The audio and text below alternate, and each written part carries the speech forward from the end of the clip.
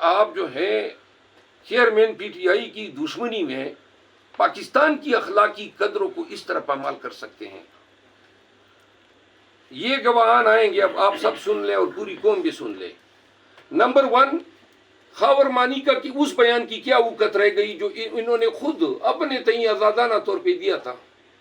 اب یہ اس کا دوسرا بیان ہے۔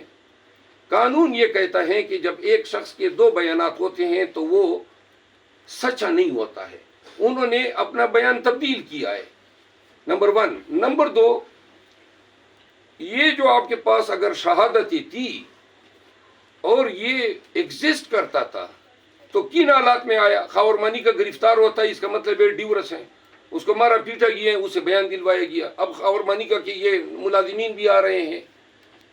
تو یہ اس کو اس تناظر میں دیکھا جائے گا کہ یہ کیس، یہ اس کا جو مدعی یا مستغیث ہے خاور مانیکا،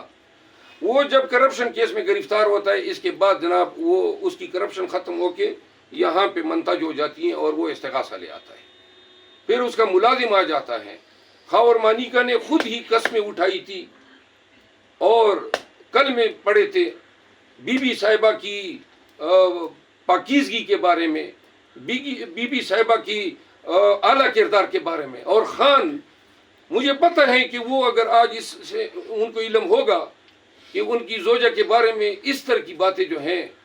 گڑی گئی ہیں اور عدالتوں میں کہی گئی ہیں اور نیشنل میڈیا پہ تشہیر کی گئی، مجھے پتہ ہے ان کو بہت دکھ ہوگا، لیکن آپ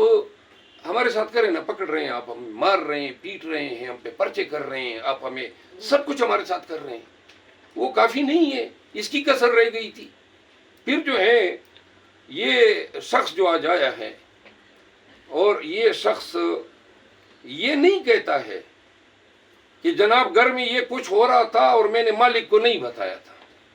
پھر یہ نہیں کہتا ہے یہ بدبخت انسان کس طرح کیوں کر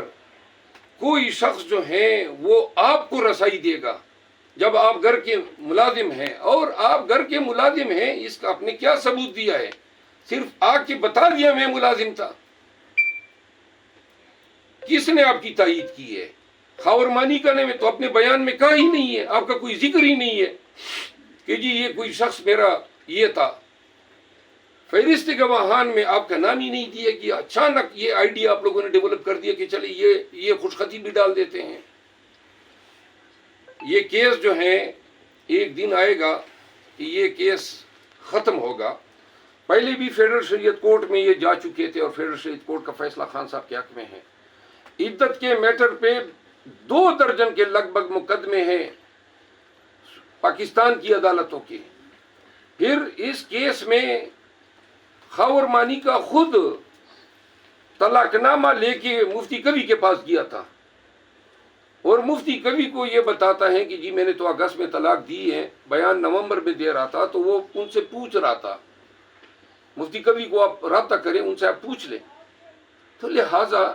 یہ سارا جھوٹ کا اور فساد اور فتنہ اور ذہنی غلاظت کا ایک